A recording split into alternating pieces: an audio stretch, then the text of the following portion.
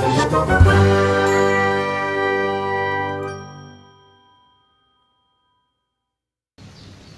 Sobat Catur Mania, berjumpa kembali bersama saya, Masar Nasional Imad Suhermat.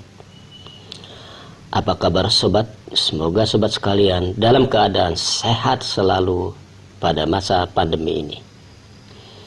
Oh ya Sobat, bagi yang baru bergabung, jangan lupa klik like, tekan subscribe dan tombol loncengnya agar mendapatkan notifikasi awal untuk video-video selanjutnya. Kali ini saya akan membahas mengenai endgame. Sebagian orang mendefinisikan endgame dan ending itu adalah dua hal yang sama.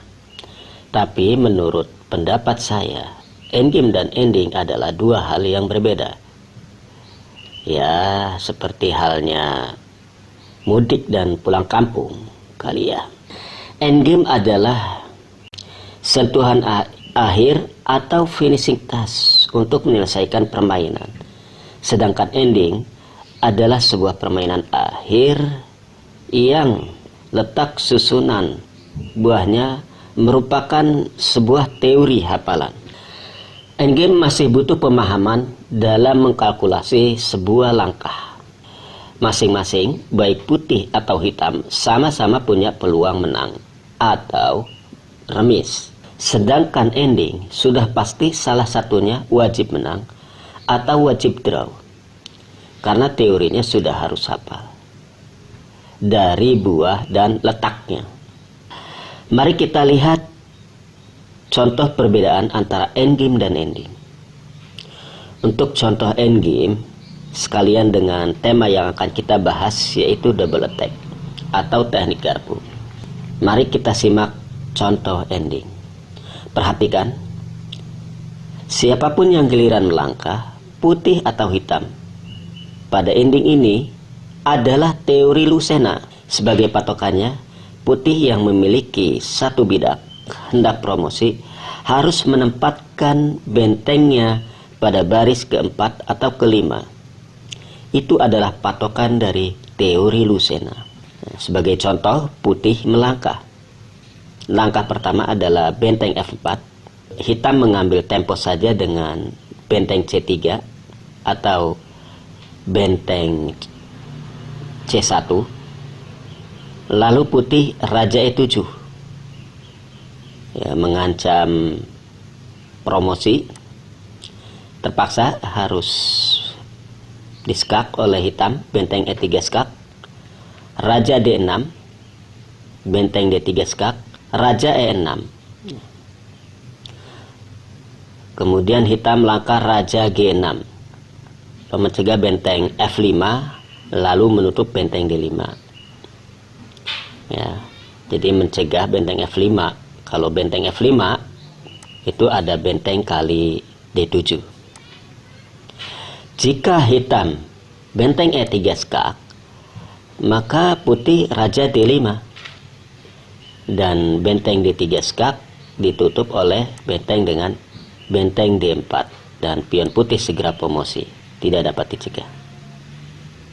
Kita kembali setelah raja G6 hitam, putih melangkah benteng C4. Dia mengunci lajur C agar hitam tidak kembali kepada lajur C. Raja G7, kemudian putih raja E7 mengancam promosi. Raja benteng E3 skak, raja D8, raja D8 atau raja D6 sama saja, tetap mengancam promosi. Kalau raja D8 ya berarti benteng kembali skak pun tetap ya. Jadi setelah raja E7 itu sudah otomatis kalah hitam ya, karena hitam tidak bisa lagi mencegah pion putih promosi. Itulah contoh ending dari teori Lucena. Masih banyak lagi teori-teori ending lainnya yang tidak atau belum bisa kita sebutkan satu persatu di sini.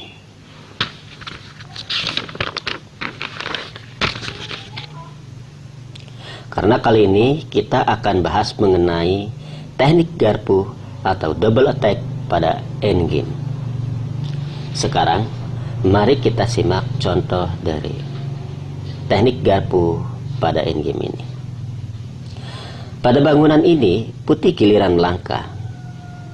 Perhatikan bahwa hitam mempunyai satu bidak bebas yang akan segera promosi dan tidak dapat dicegah.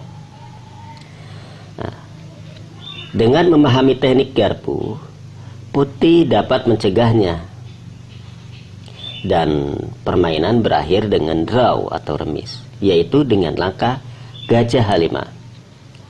Putih mencegah dahulu pergerakan pion hitam. Raja ke H5 terpaksa dan tidak ada jalan. Kalau langsung E2, ya hitam akan kalah. Kuda dan gajah dapat membuat mat. Putih kemudian melangkah Raja C4. Hitam E2, sepertinya sangat jauh putih dapat mencegah pion hitam yang hendak promosi ini. Kuda G6, E1 menteri jadi promosi. Kuda F4 skak, Raja H4 dan kuda G2 skak. Ya, putih mengancam raja dan menteri. Disinilah double attack atau teknik garpu, sehingga hitam tersisa satu bidak dan itu mudah diambil. Permainan berakhir draw. Oke sobat, semoga sobat sekalian sudah paham mengenai teknik garpu ini pada pembahasan sebelumnya.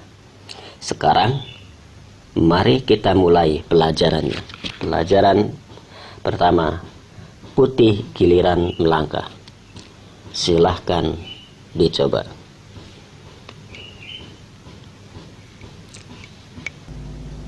Pada posisi ini, hitam mempunyai 3 posisi bidak yang hendak promosi, dan putih mempunyai 2 bidak yang hendak promosi. Sedangkan hitam punya 2 perwira dan putih punya 1 perwira. Bagaimanakah putih memanfaatkan teknik garpu sehingga bisa mencapai kemenangan?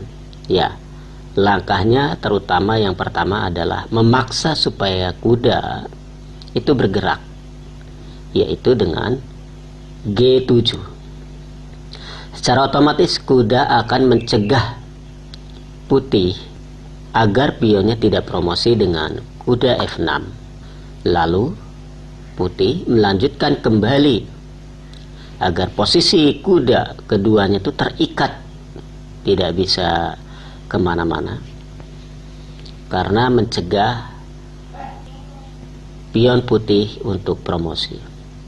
Putih melangkah D7, ya, memaksa kembali kudanya untuk mencegah bidak putih promosi, yaitu dengan kuda C6. Kemudian putih melanjutkan benteng E4 skak dan hitam terpaksa Raja B5.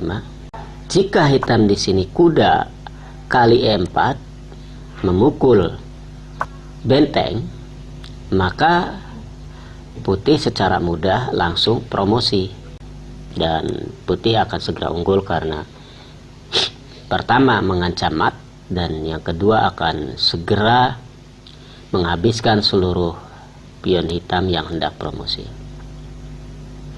Kita lanjutkan. Setelah Raja B5, benteng kali E5. Ya, kembali bahwa hitam tidak bisa memukul benteng kali E5 karena putih itu akan segera mempromosikan bidaknya dengan D8 menjadi menteri. Raja B4, benteng E6. Inilah double attack atau teknik garpunya. hitam mencoba untuk mempromosikan bidak dengan F2. Jika hitam H2, maka setelah benteng kali C6, lalu H1 menteri, hitam promosi, D8 juga promosi, dan setelah menteri G2 benteng C2, hitam akan terjaring mat, ya, tidak bisa dicegah. Kita lanjutkan. Setelah F2 benteng kali F6, ya, sekaligus mencegah putih promosi. Jika F1 menteri, maka dipukul oleh benteng, ya, terpaksa H2, ya.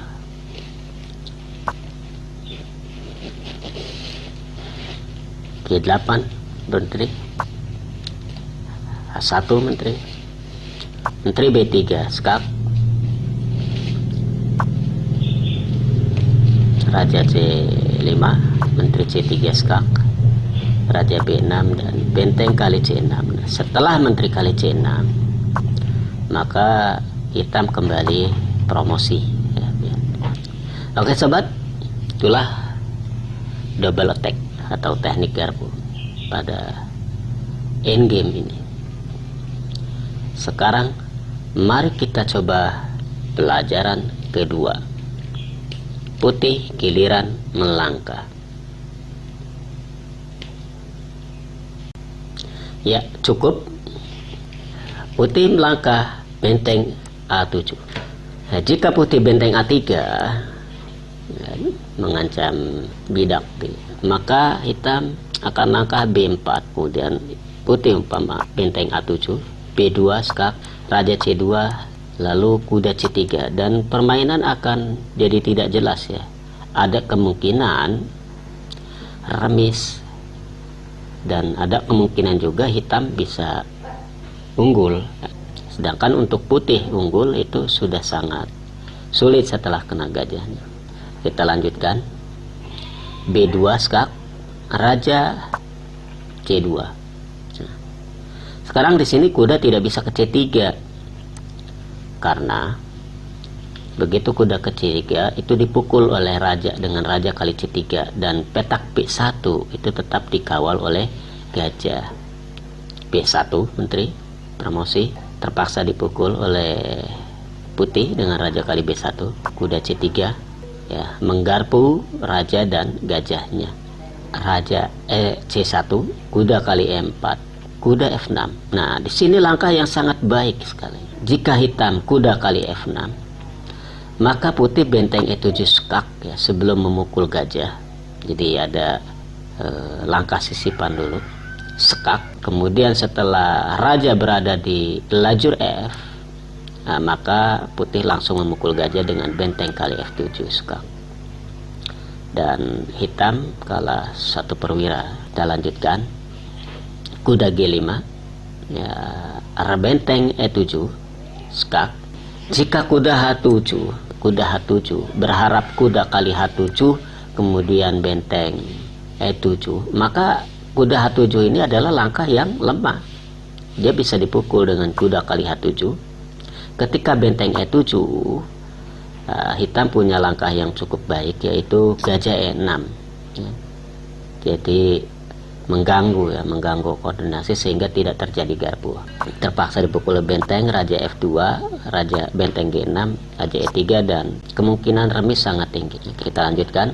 Benteng E7 skak, raja F2.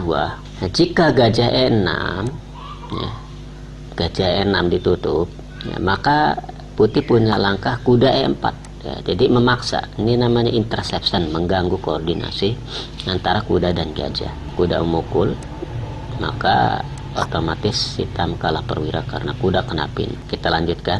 Setelah raja F2 baru kuda H7. Jadi langkah yang tadi itu tertukar itu sangat berbeda, ya. Jadi pertukaran langkah itu menghasilkan posisi yang berbeda. Kuda kali H7 dan benteng kali F7, dan putih unggul 1 perwira. Nah, bagaimana sobat? Nah, inilah endgame, ya. Jadi endgame itu masih ada teknik-teknik yang mesti dipahami. ketika tidak menggunakan teknik dalam permainan endgame ini, maka kita sulit untuk mencapai kemenangan dengan mudah. Oke sobat, sampai di sini pelajaran kita. Untuk pelajaran berikutnya kita akan lanjutkan pada video selanjutnya. Salam Gens Unasumus.